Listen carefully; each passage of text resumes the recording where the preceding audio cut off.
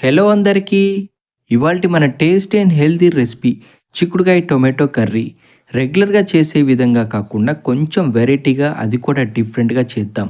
ఇలా చేశారంటే చిక్కుడుకాయ ఫ్రై కన్నా కూడా చాలా అంటే చాలా రుచిగా ఉంటుంది. ఒక్కసారి నా స్టైల్‌లో ట్రై చేయండి.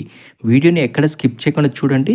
హోటల్‌లో ఏ విధంగా అయితే ఉంటుందో అంతకన్నా రుచిగా చేసుకోవచ్చు. అది ఎలానో ఇప్పుడు చూద్దాం. ముందుగా చిక్కుడుకాయ తీసుకున్న తర్వాత వీటికి సైడ్‌కున్న నార అంతా కూడా ఇలా తీసేయండి. ఇలా తీశారంటే తినేటప్పుడు బావుంటుంది. ఈ చిక్కుడుకాయ రెసిపీ చేయాలంటే కావాల్సిన మెయిన్ ఇంగ్రీడియెంట్స్ ఉల్లిగడ్డ, కరివేపాకు, టొమాటో, గ్రీన్ చిల్లీస్ అలాగే చిక్కుడుకాయలు.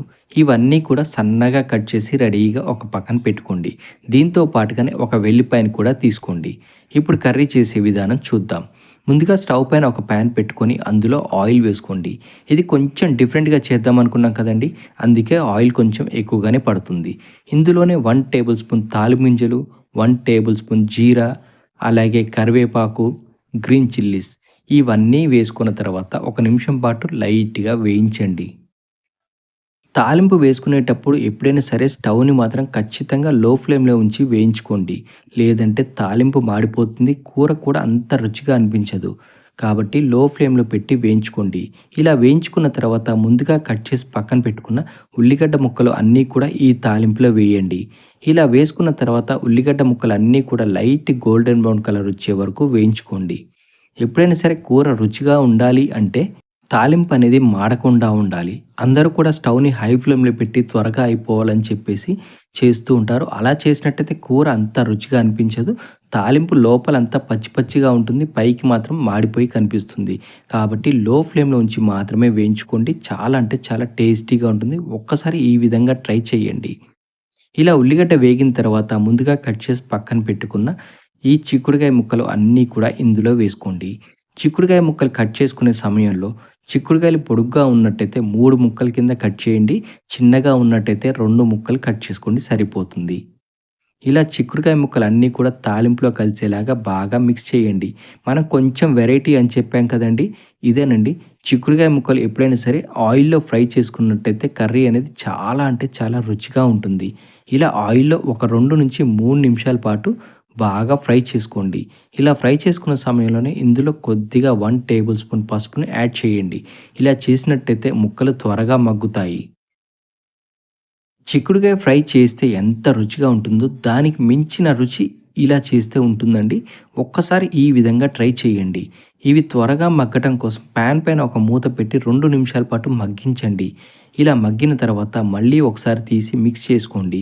ముందుగా కచ్చా పచ్చా దంచి పక్కన పెట్టుకున్న వెల్లిపాయలు కూడా ఇందులో వేసుకోండి.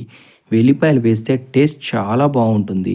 ఇలా వేసుకున్న తర్వాత ఇందులోనే రుచికి సరిపడా సాల్ట్ కూడా వేసుకోండి. సాల్ట్ అనేది మీ రుచికి తగ్గట్టుగా అడ్జస్ట్ చేసి వేసుకోండి. నేనైతే 1 టేబుల్ స్పూన్ సాల్ట్ వేసుకున్నాను. ఈ సాల్ట్ అంతా కూడా ముక్కలకు పట్టేలాగా ఒకసారి బాగా మిక్స్ చేసుకోండి. ఇలా మిక్స్ చేసుకున్న తర్వాత మళ్ళీ పాన్ పైన మూత పెట్టి ఒక నిమిషం పాటు మగ్గించండి. ఇప్పటివరకు మా వీడియోని చూసి లైక్ చేయకపోతే లైక్ చేయండి. ఛానల్ పేజ్‌ని సబ్స్క్రైబ్ చెప్తే సబ్స్క్రైబ్ కూడా చేసుకోండి. ఇలా ఒక నిమిషం పాటు మగ్గించుకున్న తర్వాత ముందుగా కట్ చేసి పక్కన పెట్టుకున్న టొమాటో ముక్కలు అన్నీ కూడా ఇందులో వేసుకోండి.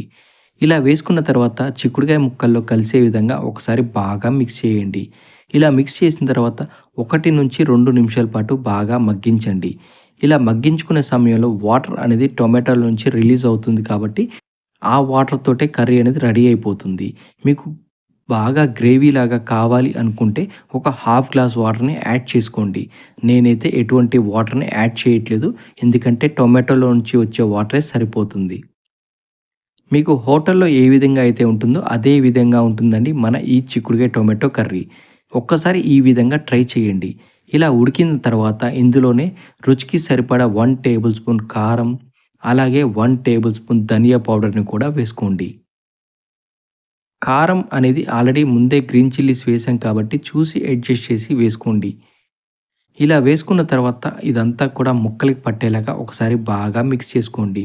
ఈ చిక్కుడుకాయ టొమాటో కర్రీ అనేది చాలా సింపుల్‌గా, క్విక్‌గా, ఈజీగా రెడీ చేసుకోవచ్చండి. వంట రాని వారైనా సరే, బ్యాచిలర్స్ అయినా సరే, ఇంట్లో తక్కువ ఇంగ్రీడియెంట్స్ ఉన్నప్పుడు చేసుకునే వంట అండి ఇది. చాలా క్విక్‌గా, సింపుల్‌గా చేసుకోవచ్చు. ఒక్కసారి మీరు కూడా ట్రై చేయండి. ఇందులోనే చివరిగా కొద్దిగా కొత్తిమీరని యాడ్ చేయండి. ఇది యాడ్ చేయటం వల్ల ఫ్లేవర్ అండ్ టేస్ట్ చాలా బావుంటుంది. ఇలా యాడ్ చేసుకున్న తర్వాత ఒకసారి బాగా మిక్స్ చేసుకొని స్టవ్ ఆఫ్ చేసేయండి. ఇంతేనండి. మన టొమాటో చిక్కుడుకాయ కర్రీ రెడీ అయిపోయింది. ఇది చాలా అంటే చాలా బావుంటుంది. ఒక్కసారి మీరు కూడా ట్రై చేయండి. దీన్ని వైట్ రైస్‌లో తిన్నా, సైడ్ డిష్‌గా తిన్నా, చారులో తిన్నా, ఎలా తిన్నా టేస్ట్ మాత్రం సూపర్‌గా ఉంటుందండి.